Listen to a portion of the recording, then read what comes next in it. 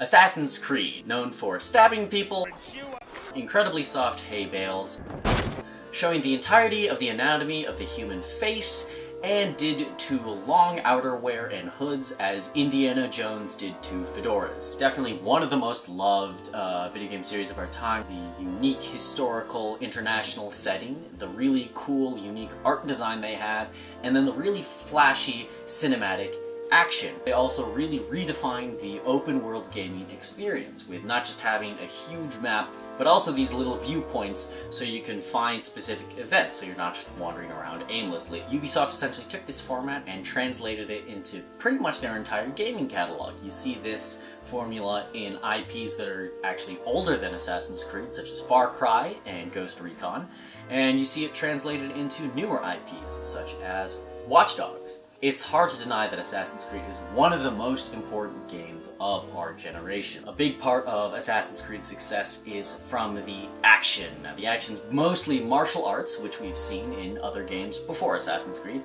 and then the parkour and free running, which at the time was totally mind-blowing. I really believe that Assassin's Creed is partially responsible for everyone sort of knowing about parkour and that one bit from The Office.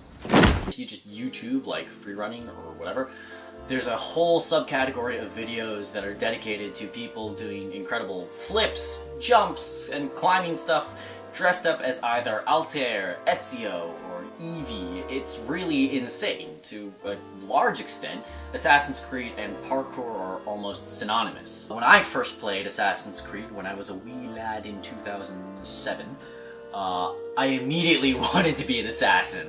I wanted to be the guy who fought off a horde of bad guys and jumped from rooftop to rooftop, doing cool flips. And so to do this, I figured I should probably hit the gym. 10 or so years later, I am not a parkour master. I am not a martial artist master.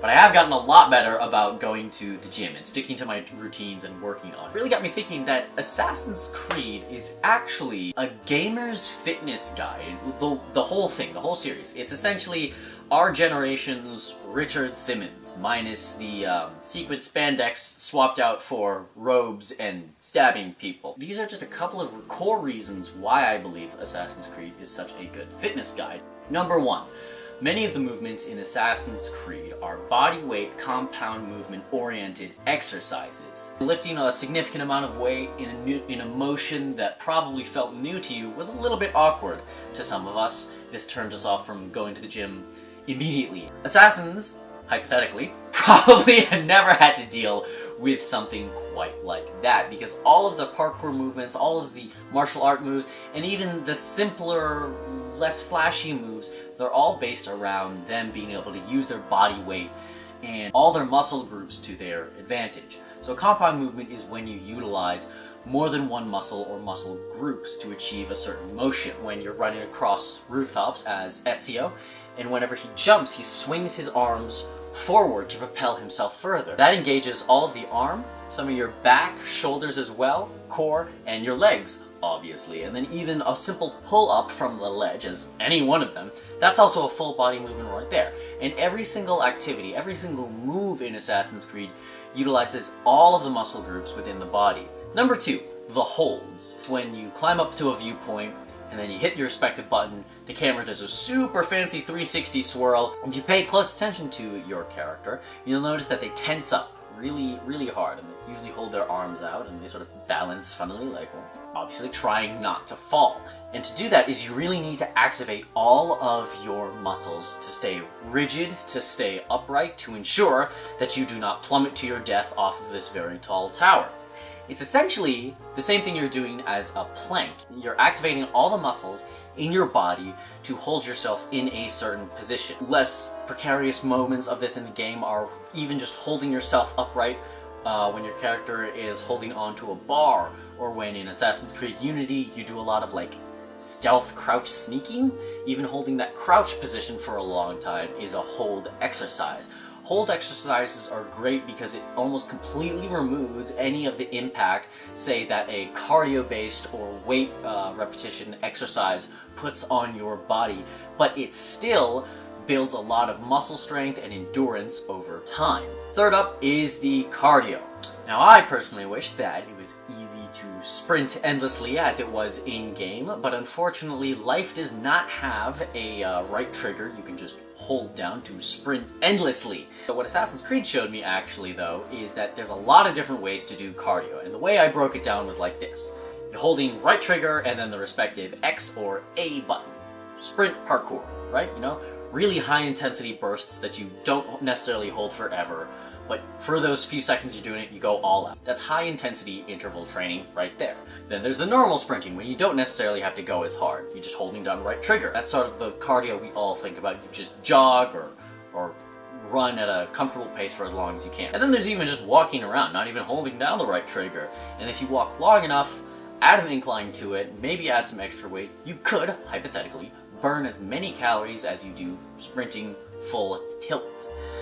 And then, after they fixed the glitch in the Animus, great plot device there, you're able to swim. Swimming, another really great instance of cardio. Hitting the speed bag, doing all those martial art moves, even jumping around or skipping endlessly, if you want to just skip laps, burns a lot of calories there.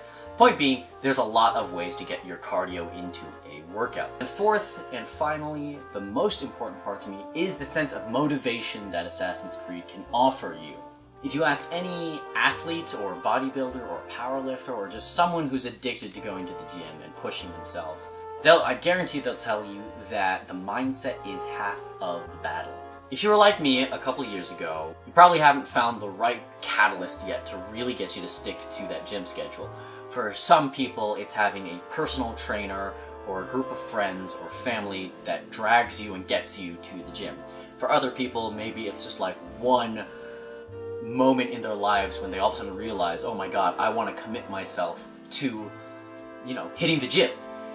For me, it was playing Halo, a lot of Halo, and loving Master Chief, and playing this weird science fiction kind of time travel-y game where I stabbed people in like Rome and Jerusalem and wore robes and jumped from building to building. I seriously was motivated to get in shape because of Assassin's Creed. For anyone struggling in the gym, give this a try. Simply pretend that you are an assassin in training, and then go and bust out that one more rep or go for that little extra distance on the treadmill. It'll make it that much easier. Every single video game kind of offers this. Video games are action-oriented in nature, but I think Assassin's Creed does it the best out of any other game. There's the third-person perspective, and then the motion capture technology they used so you can really accurately see these movements and essentially exercises that these characters are doing.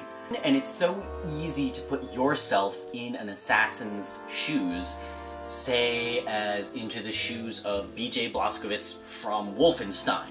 You know, part of that is the costume, the robes and the hood hiding your face. You can just imagine yourself in that costume. Oh yeah, that is me jumping from rooftop to rooftop, fighting off 100 million bad guys. People felt this way about Spider-Man when he first debuted, because you couldn't tell who was under that mask. It could have been anyone, and you can do the exact same with an assassin, especially since they're such an international organization. You have that extra root of sort of, that could be me, anywhere doing this awesome stuff. And that thought makes it so much easier to bring that sense of wonder and inspiration and motivation into real life, into the gym. Now, I have actually written up a couple of Assassin's Creed-based workouts. There's just so much material from all the games, I had to make multiple of these workouts, and they range from I've never been to the gym before to I'm ready to fight the entirety of the British Army and liberate the colonies. Unfortunately, I still haven't quite figured out the logistics on how to present these in video format. I promise you I'm working on it. But for now, I will make the text posts available on our Tumblr page. I'll provide a link in the bottom bio of this video. And please, check it out. Tell me what you think about it. It's a really fun workout that's really easy to build to your own needs, wants, and goals. And this is why I think Assassin's Creed is actually a brilliant fitness guide for gamers. Please like and share this video and subscribe to our YouTube channel for more content like this. Follow us on Facebook, Instagram, Twitter, Twitch, and Tumblr. This is Jaime from Gamer GENT. Thank you so much for watching. I'll see you next time. Level up.